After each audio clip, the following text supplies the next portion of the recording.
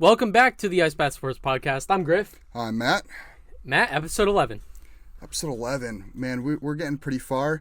We've seen some good growth on the podcast, and I just want to give a nice shout out to all you guys out there listening in and out every week. We really appreciate it. So. Yeah, not only on the pod, on YouTube. We're about to hit 4,500 subscribers right now. Yeah, making that close. push for 5K. We may have some special things coming up for some milestones. So stay tuned for our YouTube. We've got some video ideas coming up outside of the pod. So make sure you go check us out on all social platforms. We're at Ice Bat Sports on Instagram and TikTok, at Ice Bat Pod on Twitter, and you can check us out on YouTube at the Ice Bat Sports Podcast. Doing things a little backwards today, huh? A little backwards. We usually end with that. A little shameless plug in the beginning. We're mixing it up, just like how Joe mixed things up this week.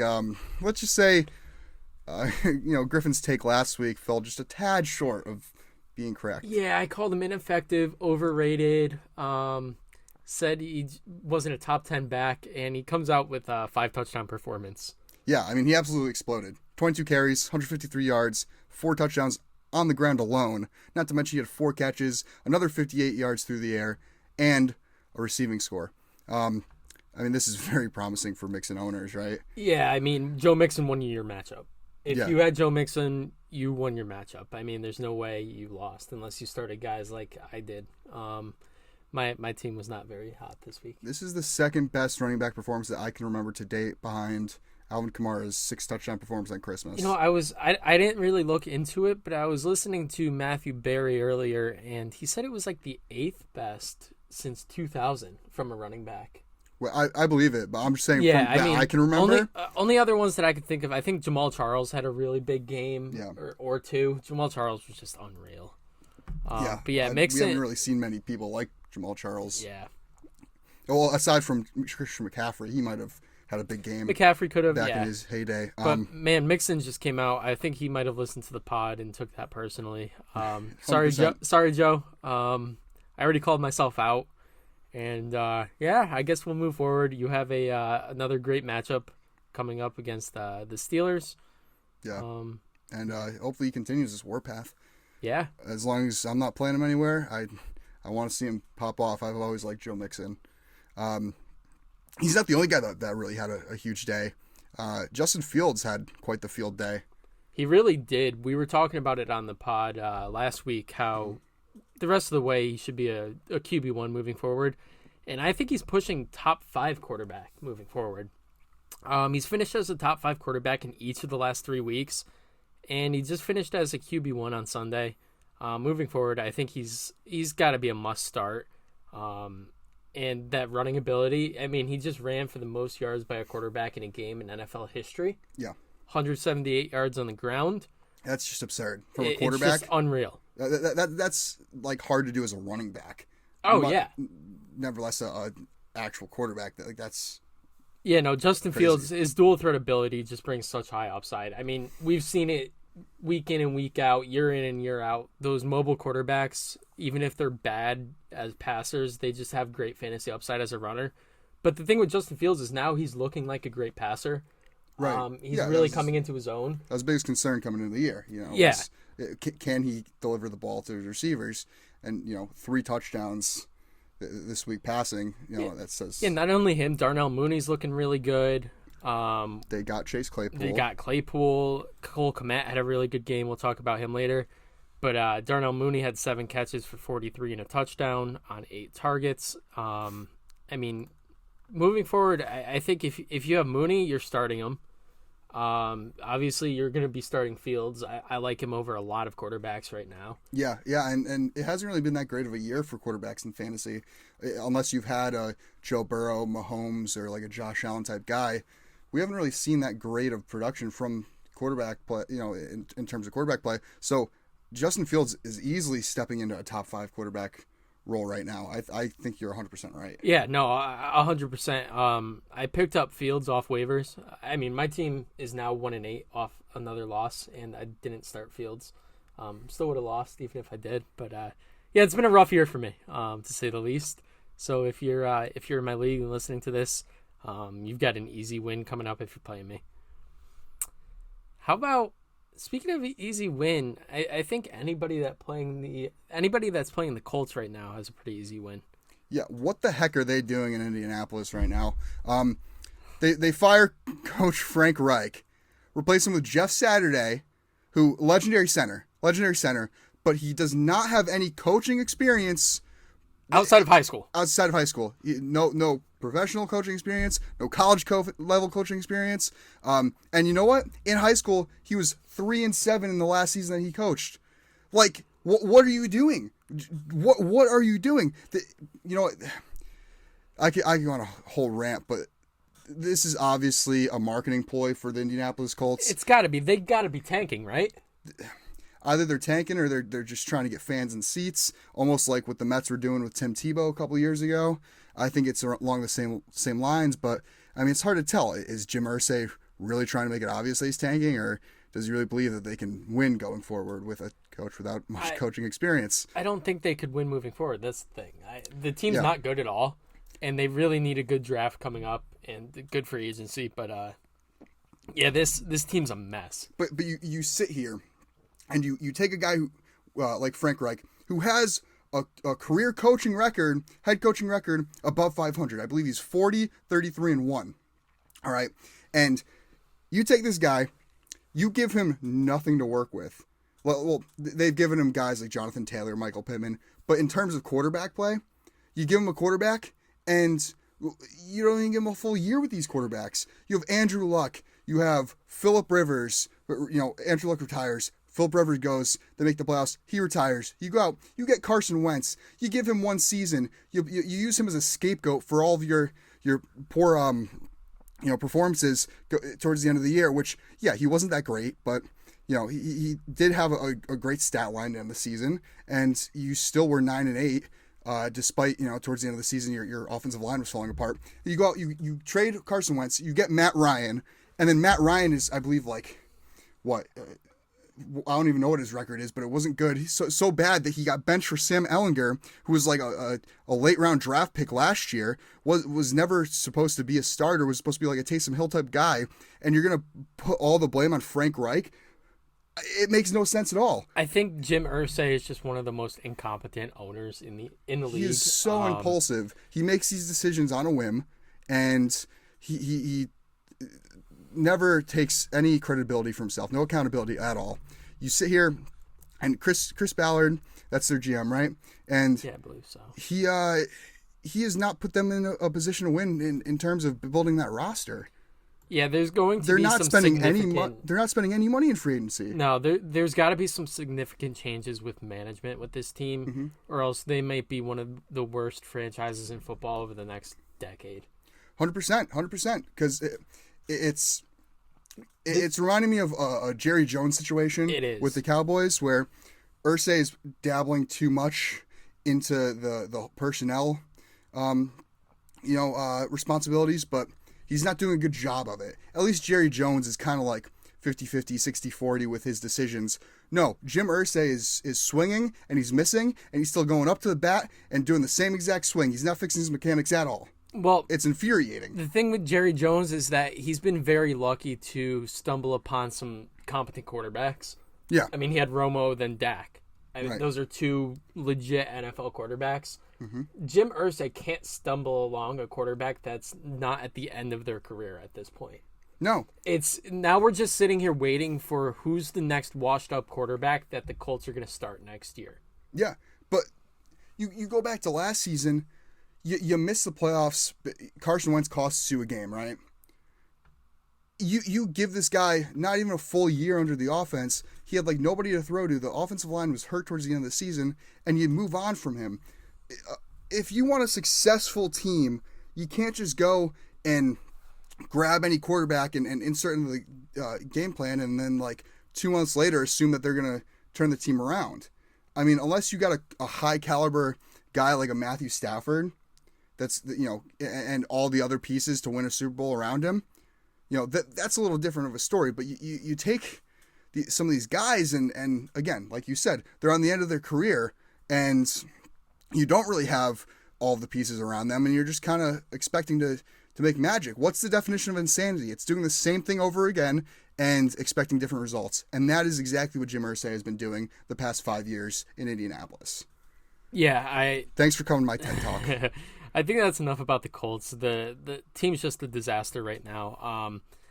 Outside of the Colts, I think there's got to be one more coach at least that I can think of that's on the hot seat. It's got to be Josh McDaniels right now. Vegas is just they're terrible. Yeah. And I get it. You're in games till the end, but you can't finish these games. And I think a lot of that has to fall on the coaching. I don't think McDaniels is a good coach. I think he's holding this team back. He's holding Derek Carr back. Listen, maybe Derek Carr's not the answer for this team. But at the same time, I think you need to really take a look and say, maybe McDaniels isn't our guy. What doesn't make sense to me, and this is to support your claim of Josh McDaniels not being that guy, Derek Carr had a great season last year. Right. He looked phenomenal.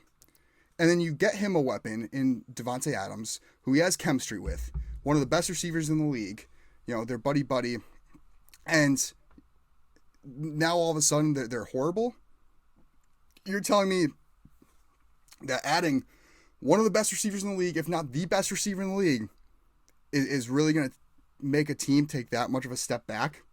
Yeah, it really shouldn't. And you look at last year, you had all the distractions with Gruden and all that mess, and they still performed, and they still looked good. Now, you have a coach that has a clean slate, and he has a good roster, and he's not doing anything with it. Josh McDaniels, I know you got to give a coach more than a year or two, and this goes against what I was just saying with the whole quarterback thing of you need to give a quarterback a year or two under an offense before you're actually going to see results. But you'd think in a roster that was already on paper set to be, one of the best in the league, Darren Waller, Davante Adams, Josh Jacobs, Derek Carr, and it's performing at this low of a level, there's got to be blame put somewhere in this situation. And I think you got to, start questioning, hey, again, is McDaniels, is he your guy? Yeah, I think one of the biggest mistakes was getting rid of Rich Bisaccia after he came in and did what he did with that team. Yeah. Like you were saying with the whole Gruden mess, Bisaccia really came in and cleaned up that locker room. He gained the respect of a lot of the players. The players really rallied behind him. I mean, I remember seeing something about how he was writing handwritten notes to every single player. Yeah, after this season, he wrote handwritten notes to every single player, thanking them for this season. Rich Bisaccia should have been the head coach there, is all I'm saying. I am with you 110% there. I do want to give a little bit of a shout out to a guy that we've been high on all season, but after his performance on Thursday night, how can you not just mention Dameon Pierce? I mean, he's a hard runner. He really is. 139 yards against the Eagles, who their defense is not a slouchy defense. I just want to give kudos to Pierce. Yeah, he's a strong RB2 player right now. He's a hard runner, but he's also very elusive. His cuts are just very, very clean. Mm-hmm. And just watching him, you could tell this guy really has potential to be one of the next big backs in this league. He reminds me of a young Marshawn Lynch in a way. Not as big, but yeah. Yeah. So, Dameon Pierce, hey, we've been Dameon Pierce believers, and it's starting to pay off. But one more recap. Sorry for all of our rants so far, but Green Bay Packers. What happened? How do you lose the Detroit Lions? Green Bay fans should start slamming down the panic button right about now. They've now lost 5 games in a row. Yeah. They've not shown much promise on offense whatsoever. Their defense was looking good, but now they lost their best pass rusher and one of their best defensive players in Rashawn Gary. He had torn ACL.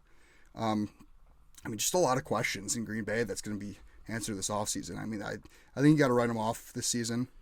Obviously, with Aaron Rodgers, anything can happen, but he's not looked like Aaron Rodgers this year.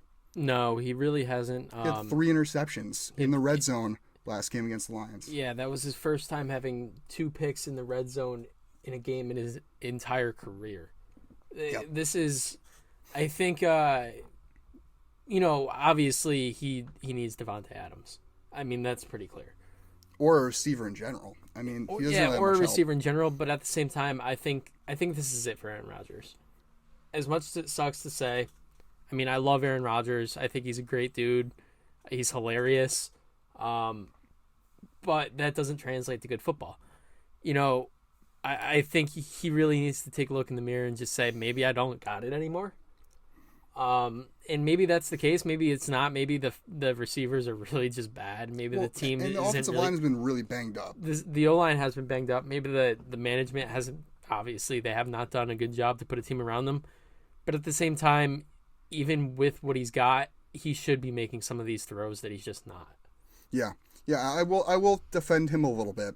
One of those interceptions this past week was a tipped ball. Yeah, it was. That was just a great tip drill play by the Detroit defense. But again, he's not making the throws he should, like you said. So it's a tough situation. But yeah, I think this team's season's pretty much done. Definitely. I think you could write them off for making the playoffs. Having no Rashawn Gary, who's arguably their best defensive player, has had a huge impact on the pass rush.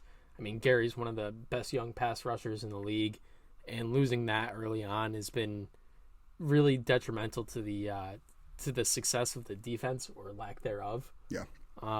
So yeah, I don't think the Packers are a playoff team anymore. I think they just look forward to the draft, whether that's finding a replacement for Aaron Rodgers or I mean, you got Jordan Love. Is Jordan Love really the guy? Well, that's one of the big questions they have this offseason. You have no idea. You don't. I mean, and until you could really see him get significant play. Which at this point in the season, you're almost writing off the season. Do you bench Rodgers? I don't think you put in Love and see what you got with him. I mean, they have no spark on offense. Maybe this is the spark they need. It's a good point, but it's still Aaron Rodgers. I don't think you could bench him. Now, you could bench him in fantasy. Yeah, 100%. You're not starting Aaron Rodgers in fantasy moving forward. That's just our biggest takeaway there. All right, let's move into Week 10. Enough negative of Week 9, but the amazing week you had last week in terms of picks. Yeah, I don't know what happened. I went 12-1. Matt, you went 7-5.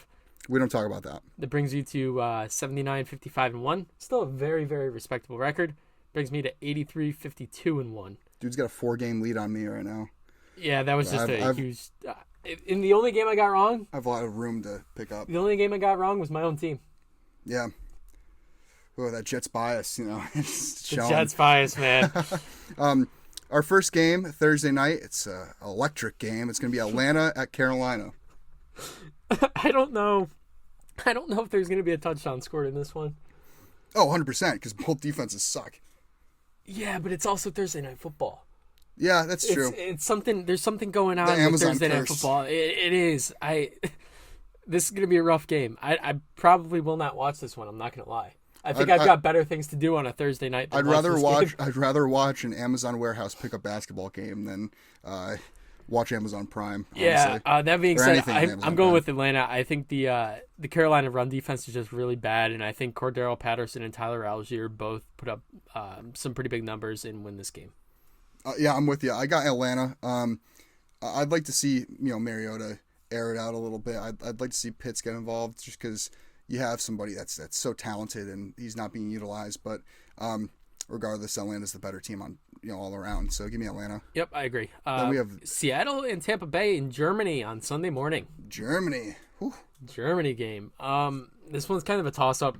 It's those neutral site games. I don't really know which way to go. I'm going to go with Tampa here. They're coming off a really big win. I think that really boosted the morale of that entire team. And yeah. Tampa has not impressed me at all this season, even after last week's win. I can't say they've impressed me either. A team that has impressed me has been Seattle. And Seattle's just continued to win games. They're 6-3. I think they win this game here. There's no home field advantage because it's on foreign ground. It's in Germany. I mean, as much as I hate to bet against Brady, I think Geno Smith is having a career year, hands down. But who would have thunk it? Yeah. Who on Tampa secondary is covering DK Metcalf and Tyler Lockett? I mean, Tampa has a good run D. I think they'll be able to stop Kenneth Walker. But but I still think Seattle wins this game. Tampa has a horrible offensive line right now. They just haven't really looked that great. Chris Godwin has not been spectacular by any means. Give me Seattle.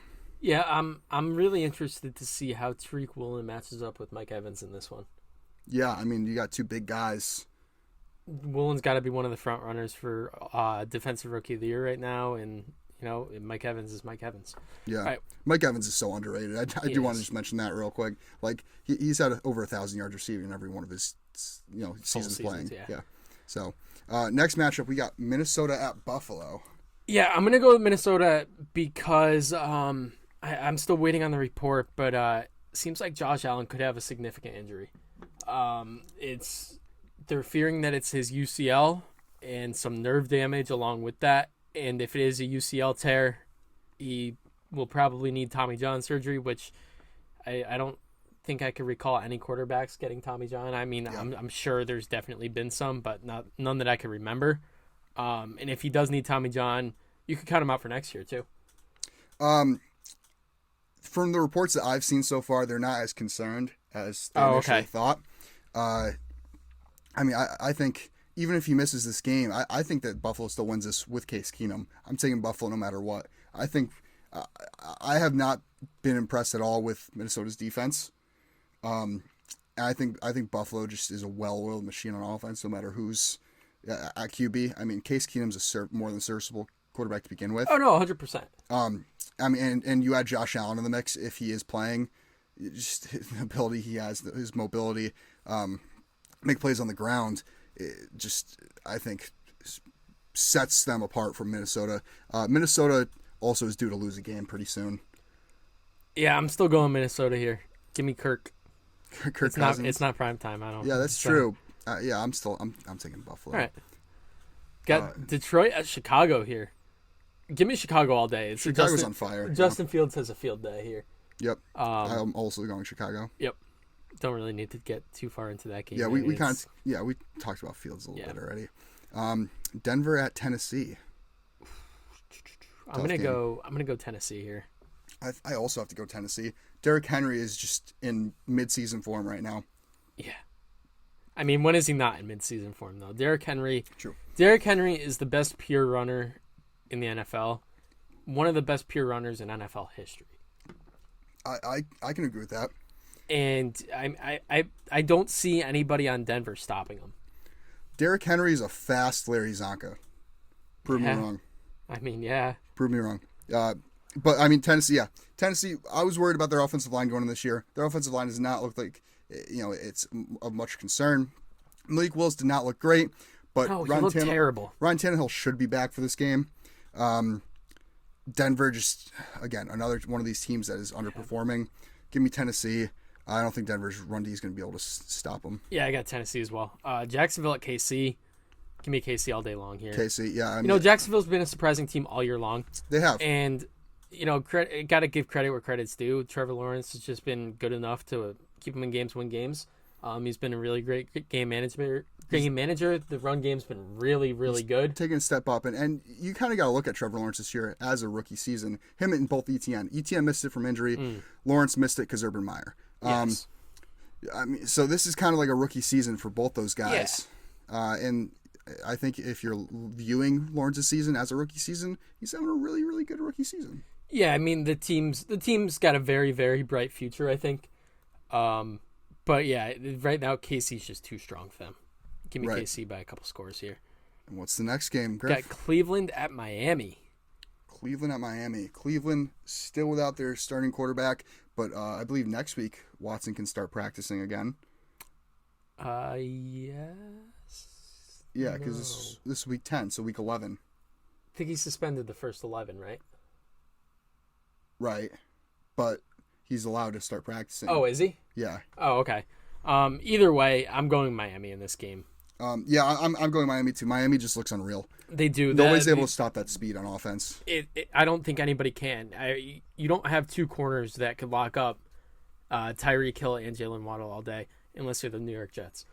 That's true. And I don't want to sound like a biased Jets fan, but I do have to give a quick shout out since they're on the bye and I can't really talk about them much this episode. DJ Reed and Sauce Gardner look like 2 top 10 cornerbacks in the league right now.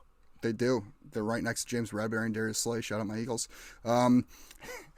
Listen, you can't talk about your team without me talking about mine. We got Houston at the Giants. I'm going to go with the Giants here at home. Houston's just kind of one of those teams. They're also pretty much a dumpster fire. Yeah, I was on the fence with this game just because Houston did look pretty solid against Philly in that first half. They did. They had us in the first half. But and the Giants are just, I don't know, something about them. Unless they get help at the receiver position, I don't really see them blowing anybody out. I think it's going to be a lot of close games. 100%. I don't think they're not a team that's going to go out and blow out other teams, but they're a team that's always going to be in games, I think. Like they're not going to get blown out. Mm-hmm. They're going to be in games till the end, and it comes down to how Daniel Jones is able to be a game manager, and so far he's been really good. Yeah, no. Shout out Daniel Jones. Shout out the Giants. They have had a great start to the season. This just felt like a little bit of a trap game to me going in, but I got to play it safe. I got to go with the Giants to win the game. Yeah, I agree. You got New Orleans at Pittsburgh. Give me New Orleans here. Pitt just is not it. Kenny Pickett is, having his growing pains as a rookie quarterback. You lose a weapon in Chase Claypool. I mean, I expect George Pickens to have a big game here. I could see that. Give me New Orleans as well. I think Pittsburgh's just better off losing. Yeah. I mean, if you don't think Pickett's the guy, then you land one of the top quarterbacks. If you believe in Pickett, you land a guy like Will Anderson to get on the opposite side of T.J. Watt. Well, Pickett has shown flashes, but this is another team that doesn't really have that great of protection up front, and Pickett really hasn't had the time to throw and prove himself as a passer. He's had to go and use his legs a lot. The O-line's very bad. Pittsburgh, I think, if they could have a good draft and good free agency, they could be back on track for next year. But this year's not the year for them. Give me New Orleans. Yeah, New Orleans. Vegas versus Indy. We just discussed why Indianapolis is not going to look that great this year. This is a must-win for Vegas. This is a big game for Vegas. If Vegas loses, Josh McDaniels gets fired. Yeah, that's my take. Yeah. If Vegas loses this game to Indy, in Jeff Saturday's first game coaching at a level higher than high school, Josh McDaniels deserves to lose his job. Yeah, how can you look at Josh McDaniels after losing a game like this and say he's the guy? Give me Vegas. This is a must-win for Vegas. Must-win for McDaniels to continue his career. Dallas at Green Bay. Green Bay is, I believe, they're 5.5-point dogs at home. So Vegas is pretty much saying they're equal to the Bears. Mm-hmm. This team is not good, and Dallas is just much better. Give me Dallas by a couple scores. Dallas has an incredible defense. Green Bay has a pretty defense, but it's going to get worse now without Rashawn Gary. Their offense has looked awful. I'd be surprised if Green Bay put up double-digit points in this game. I would too. Dallas. Look at what they just did against the worst defense in the league. Yeah. Now you're facing one of probably a top 5 defense in the league. Yeah. Just going off that, Green Bay should get blown out. Yeah, I could see like a 30 to 6 point game here. Yeah. Then we got Arizona at the Rams, the last of the 4 o'clocks. Yeah, I'm gonna take the Rams here. I think this one for the Rams is also a must-win. Mm-hmm. You're coming off a brutal loss to Tampa at the end of the game. You were in it. Stafford just has to play better, and he's needed to play better all year, and he just really hasn't. I think Cooper Kupp has a really big game against Arizona, though. Yeah, I think Cooper Kupp goes off, but I'm looking at it in perspective of, can the Rams stop Arizona's offense? And Arizona's defense has looked pretty solid so far this year. I can't complain with how they're performing. They're performing a lot better than I thought they would. I got to give another shout out to Byron Murphy. He's been really good. Yeah, so I wouldn't be surprised if they focus on Kupp and try to make Stafford beat them elsewhere. I like Arizona in this game. I really like Arizona in this game. I think the Ramsey-Hopkins matchup should be really entertaining to watch. Get your popcorn. Yeah, that could be an interesting game. But you got guys like Rondale Moore. You got Kyler Murray, who can make plays on his legs with his legs. And Stafford just has not been good this year. So give me Arizona. All right. And then Sunday night, we got the Chargers at San Fran. Give me San Fran. I mean, I think this is one of the best teams in football. When completely healthy.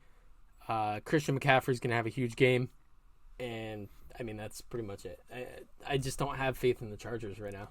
Yeah, the Chargers are really I'm losing a lot of hope in them. I know injuries have plagued them all season, and they are really banged up at the moment. But I don't see a scenario where they overcome San Fran, and that's San Fran run game.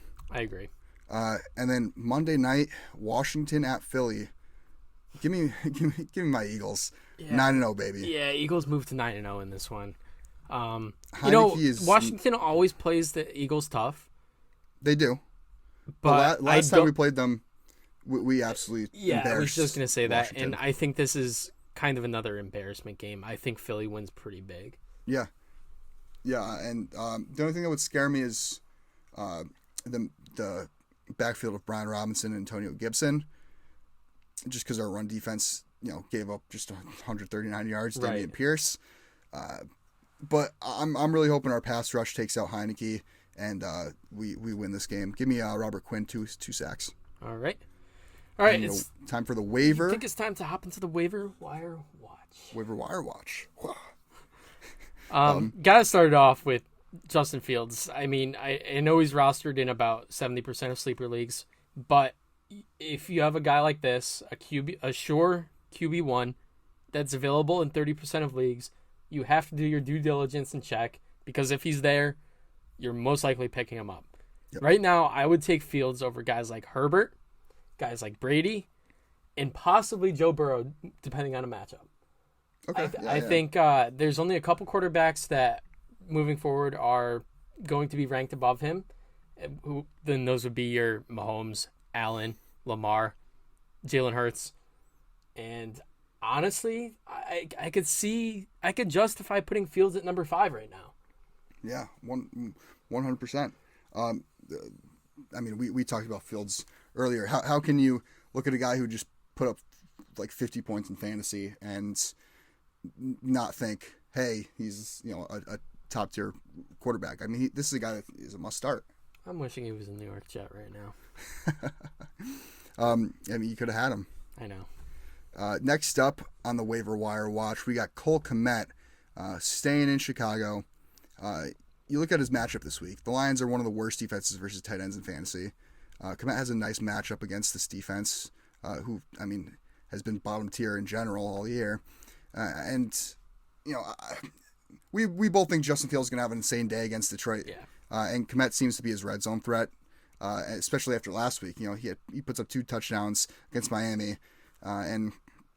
If you don't have a top tight end, you're likely playing, against matchups at this point. You're maybe adding Evan Ingram or Dawson Knox or someone like that, and just playing matchups. But I think Kmet this week is definitely a good play, and he's only rostered in 22% of sleeper leagues. So yeah. Next up, we've got Jeff Wilson. After the 49ers traded Wilson to Miami, a lot of people dropped him because of the fact that Raheem Mostert looks like an RB2, a sure RB2, and Wilson comes in and he his first game with Miami didn't really get eased into it. He took 50% of the offensive snaps and he outtouched Raheem Mostert 12-9. Moving forward, I think both these guys are touchdown dependent flex plays. Yeah. I think it's an interesting backfield because they're two very similar backs, very quick. I think Wilson's just better in the passing game, and he provides more upside in that aspect. Yeah. I think it's a very interesting backfield. I think the Dolphins made the right move, moving on from Edmonds and bringing in Jeff Wilson. And it's just another playmaker for this Mike McDaniel offense. And both are Mike McDaniel's guys. Right. They both played for him under San Francisco when he was the OC over there. And I think that's part of the reason they brought him in. And they wouldn't have brought him in if they weren't going to use him. Yeah. Like, I saw a lot of people scratching their heads at this move at the trade deadline, but I thought it made total sense. Niners bring in McCaffrey. They have no usage for Jeff Wilson. Why not get something from him? And Mike McDaniels, who Jeff Wilson knows that type of offense, it's a match made in heaven, and I think he has some solid fantasy value right now. Yeah, so right now I would prefer Wilson over Mostert though. Really? I would because of the passing game. I think he's just a better receiving back than Raheem Mostert, and in this type of offense, I think the running back has got to be the safety blanket for Tua if he's not able to stretch the field. I mean, Tua's just been really, really good at taking care of the football. And I think Jeff Wilson's going to be a big part of that moving forward for the rest of the year. Yeah, I would still give a slight edge personally to Mostert just because he has that speed, that big playability, which I've always liked him for, and just injuries have plagued his career. You go back a couple of years, in San Francisco, he was like a running back 2, borderline RB1, over there. But again, injuries hurt him. So I like Mostert as long as he stays healthy. Next up. Yeah, we got Terrace Marshall. He's only rostered in 12% of sleeper leagues. He's likely available. His last 2 games, he went 4 for 87, and this past Sunday, he went 3 for 53 with a touchdown, with 9 and 6 targets in those 2 games. The volume increasing, and his target share is usually a good indicator for receivers, and I think it's just a matter of time before he breaks out. I really like Terrace Marshall out of college. He was a stud at LSU. He was. He was in loved that same receiving group with Jamar Chase.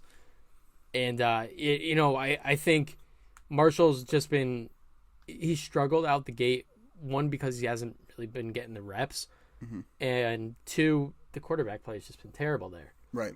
But you have a really good matchup coming up. They're playing Atlanta, and Atlanta's secondary is just Yeah. I think this is a great matchup for guys like DJ Moore.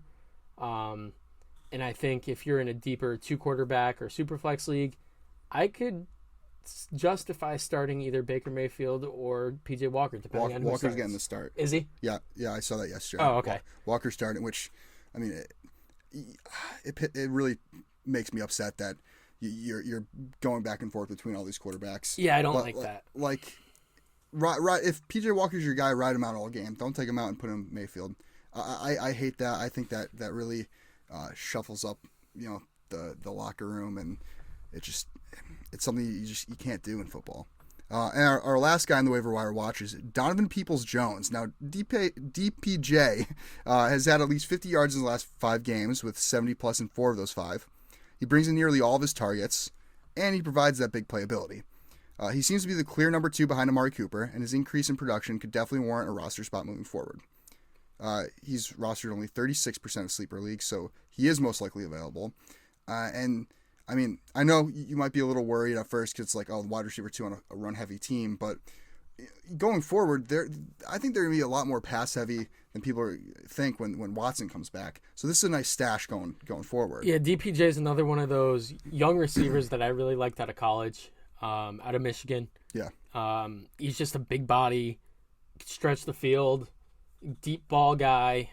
He go up and really get it. Point it. Yeah. Yeah. I mean, I'm really high on DPJ, especially in dynasty leagues. I think I've got him in both my dynasty leagues. Moving forward, I like DPJ even in redraft leagues. I think he's worth stashing, like Matt said, especially for when Watson comes back.